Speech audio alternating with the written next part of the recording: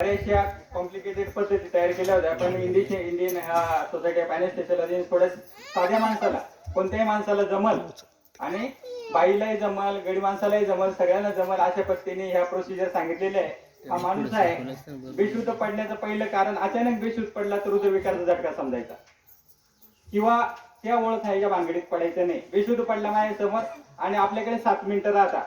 बेशुद्ध पडल्यानंतर पहिले 7 मिनिटं हे अतिशय गरजेचे असते, कारण 7 मिनिटानंतर जर त्याच्या मेंदूला ऑक्सिजन नाही भेटला तर त्याचा मेंदू ब्रेन डॅमेज होतो आणि मग तो कायमस्वरूपी पॅरालिसिस होतो. त्यामुळे पहिले 7 मिनिटं हे अतिशय महत्वाचे आहे. या 7 मिनिटांमध्ये जर समोरचा माणूस आहे, हे सगळ्यांना का माहित असावं का जो समोरचा माहित आहे त्या माणूस आहे त्यांनी ते करायला पाहिजे. मग त्याच्यामध्ये मी करून दाखवतो. ही छाती आहे, हा पेशंट इथं आहे. सर्वसाधारण आपले हात जे आहे त्या 2 हात एकावर एक असे दुमडायचे आहे.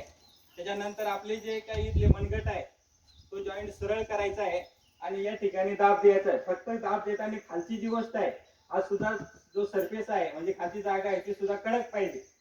म्हणजे तुम्ही तो दाब देत देत अँब्युलन्स सह आपण दवाखान्यापर्यंत जाऊ शकतो.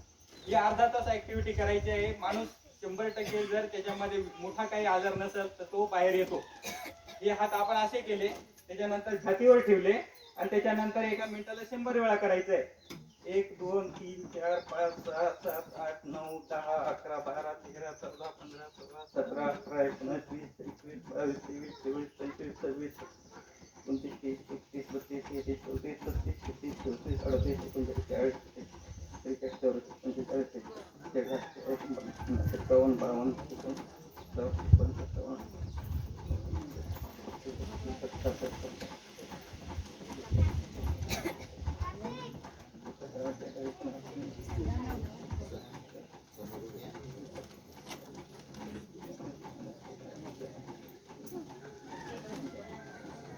असं दाब द्यायचा आहे.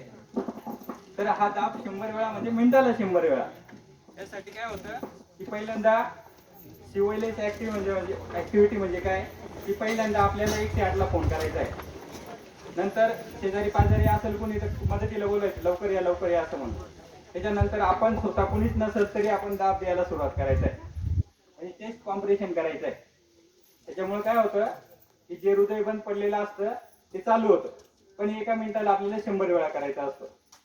आणि जो दुसरा माणूस असतो त्यांनी लगेच तयार राहायचं आहे, कारण एका मिनिटाला 100 वेळा जेव्हा चेस्ट कॉम्प्रेशन आणि पूर्ण प्रेशर देतो त्यावेळेस पहिला जो रिस्क्युअर असतो म्हणजे दाब देणारा माणूस असतो तो एक्झॉस्ट होऊन जातो. म्हणून दुसऱ्याने द्यायचं, परत पहिल्याने, परत दुसऱ्याने, तिसऱ्याने असं करायचं.